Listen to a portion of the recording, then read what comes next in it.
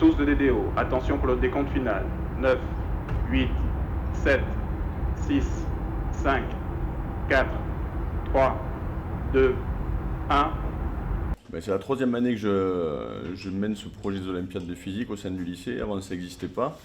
Je trouve que c'est très bien parce que ça permet aux élèves de s'exprimer. Et j'ai toujours aimé faire des projets en plus, même avant d'être au lycée français de Berlin. C'est pas un coup d'essai de faire des projets à côté. Et justement, c'est ces projets qui permettent aux élèves d'avancer, de faire quelque chose de bien. Nous sommes à la 25e édition, ça fait un peu plus de 25 ans. C'est un événement annuel. L'idée, c'est la motivation des physiciens de communiquer leur goût pour la science. Les élèves sont volontaires, motivés. Souvent, ils débutent leur projet tout seuls l'été pendant les vacances.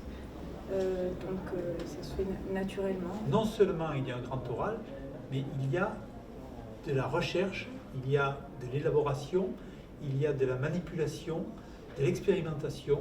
Je trouve qu'on est déjà bien en avance. On a eu l'idée au mois de mai à peu près. Du coup, on a commencé à travailler au mois de juin.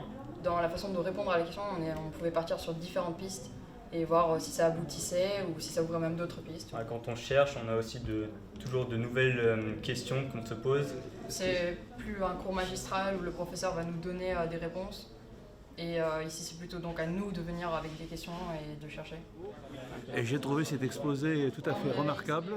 Ils ont étudié beaucoup de facteurs qui influencent sur la viscosité. J'ai des jeunes gens derrière moi là, qui sont très à l'aise à l'oral, qui ont exprimé clairement tous les processus de leur réflexion, avec clarté, avec brio. Je suis très content de leur prestation. Comme ils disent, c'est la première fois qu'ils ont un vrai jury. C'était chouette de parler avec le jury, vraiment, ils ont posé des questions intéressantes qui peuvent également nous mener maintenant à se poser d'autres questions. En fait, on pourrait toujours continuer à chercher. Nous avons rencontré des scientifiques tout le long du projet parce que nous sommes affiliés au CNRS et à l'INSA. Alors ça doit faire la 4e fois ou 5e fois que je participe et on va dire que c'est la 3e fois qu'on est sélectionné en finale.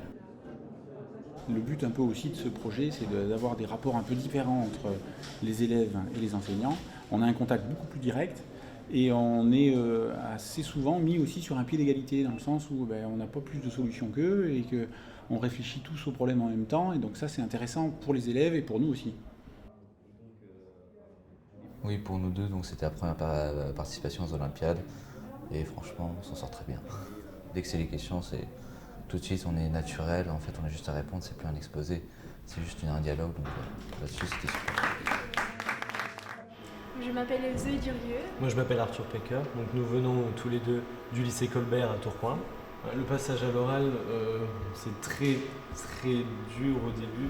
C'est toujours un peu intimidant de passer devant des gens qu'on ne connaît pas. Et un si grand public. Et un si grand public, oui.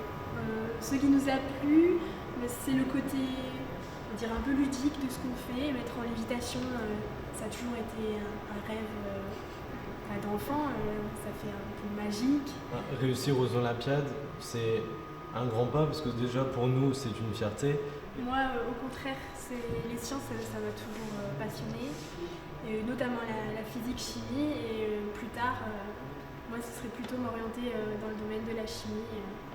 Ils sont partis sans savoir ce que c'est qu'une onde, et ils ont terminé en expliquant le phénomène d'onde stationnaire et en mettant des objets en lévitation.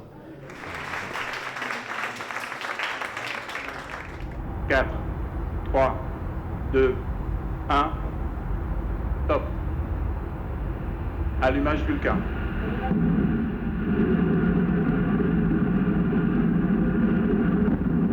Allumage des UAV, décollage.